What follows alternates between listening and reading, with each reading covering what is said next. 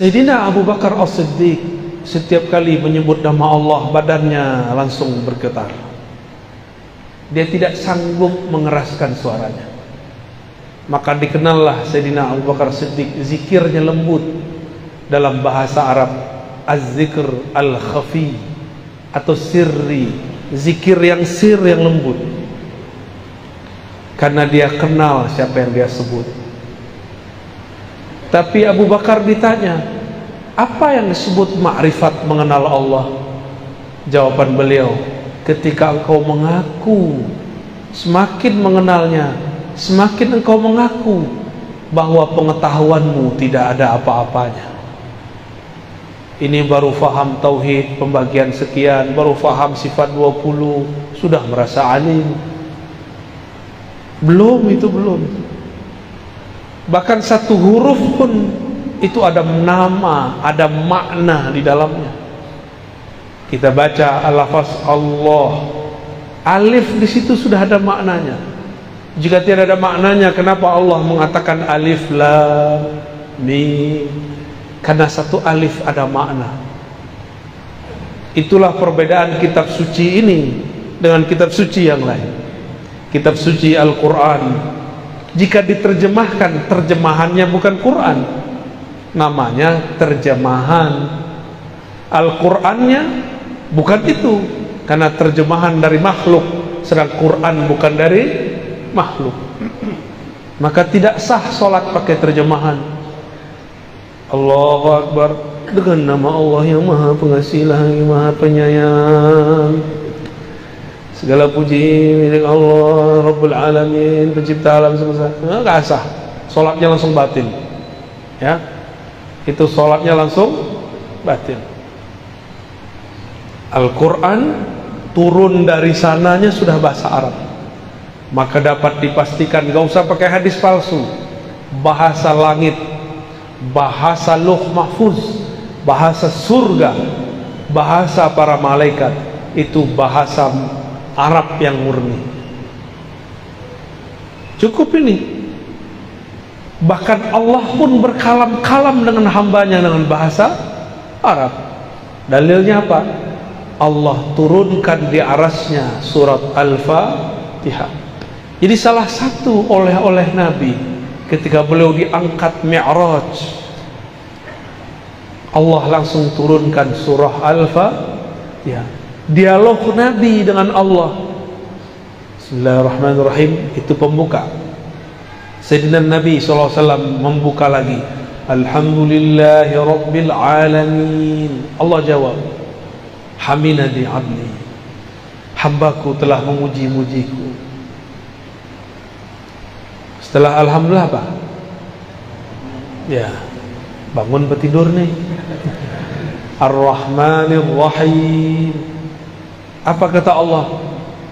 Asna alayya abdi, hambaku sangat banyak memujiku.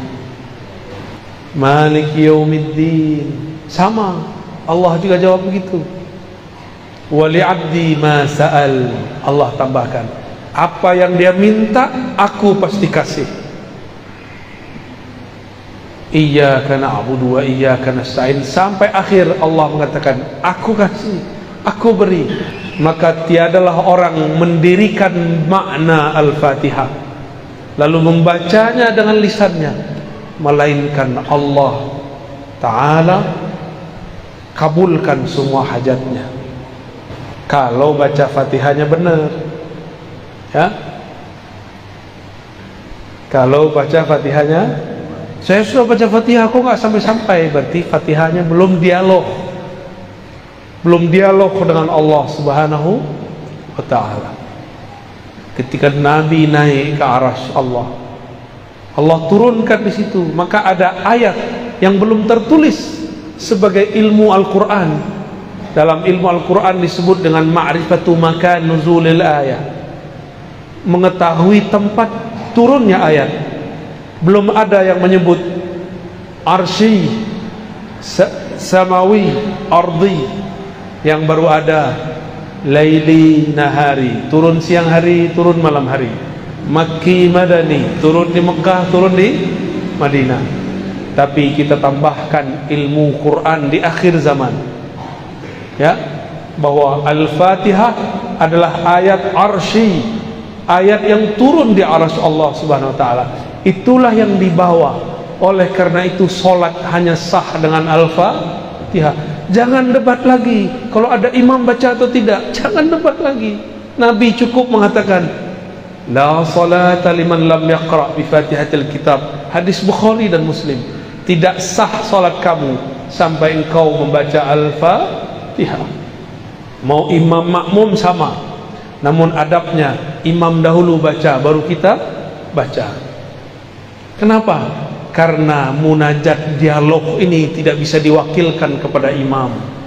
Meskipun ahli fikih bilang bahwa kalau imam baca cukup bagi makmum, betul, itu jaminan. Tapi jika dia seorang hamba, dia harus berdialog dengan Rabbnya. Maka saya termasuk orang yang sangat kagum dengan mazhab Imam Muhammad bin Idris Syafi'i. Beliau berdasarkan hadis ini mengatakan, mau imam mau makmum wajib baca Al-Fatihah, karena dialog munajat hamba tidak dapat diwakilkan kepada seorang sahaja. Jadi gak usah debat, Pak. Debat itu belakangan, hadisnya tidak ada perdebatan. Yang tidak boleh baca keras-keras di belakang, atau baca aja lebih dahulu dari imam, itu yang tidak boleh. Jadi dialog di arah sana bukan dengan tasyahud yang kita baca at-tahiyatulillah. Itu hadisnya kurang sahih, bahkan tidak sahih. Yang sahih adalah dialog arsyah, ayat arsyah, surat Al-Fatihah. Oleh karena itu membaca ayat-ayat yang ada di Al-Fatihah, 7 ayatnya wajib secara mutlak, membuat salat menjadi sah atau salat menjadi tidak sah. Guru-guru kami yang ahli ma'rifat mengkalamkan kepada kami, apakah salawat Allah kepada hambanya? Maka beliau mengatakan, salawatullah ala abdihi suratul Fatihah. Salawat Allah kepada hambanya adalah turunnya surat Al-Fatihah. Salawat artinya turunnya rahmat. Dialog yang ada dalam Al-Fatihah membuat rahmat turun kepada pembacanya. Oleh karena itu, kalimat di hadisnya la salata, tidak dianggap salat. Liman la yaqra, liman lam yaqra, bagi yang tidak qara'a. Apa arti qara'a? Jama'a bainaz zahir wal batin. Qara'a bahasa Arab artinya menggabungkan zahir dan batinnya, baru disebut qira'ah. Inna alaina jam'ahu wa qur'anah. Quran di situ artinya kumpulkan. Berarti orang yang disebut membaca Al-Quran, orang yang mengumpulkan batinnya dan zahirnya dalam satu lafaz. Gimana? Tadi sudah baca qira'a Al-Fatihah belum? Belum ya? Lain yang dibaca, lain yang dikumpulkan ingatan dengan kolbu. Dari kolbulah kita membaca Al-Fatihah. Bismillahirrahmanirrahim. Dengan nama Allah. Allah itu bahasa kolbu. Ar-Rahman, yang mengasihi, yang maha kasih, yang maha sayang. Kasih sayang bukan ada di badan, bukan ada di muka.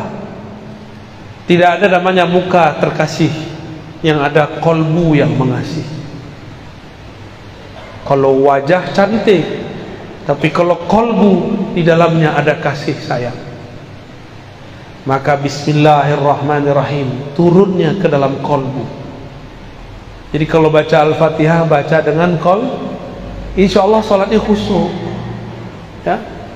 Tidak tahu artinya tidak apa-apa, tapi pahami tujuan membacanya.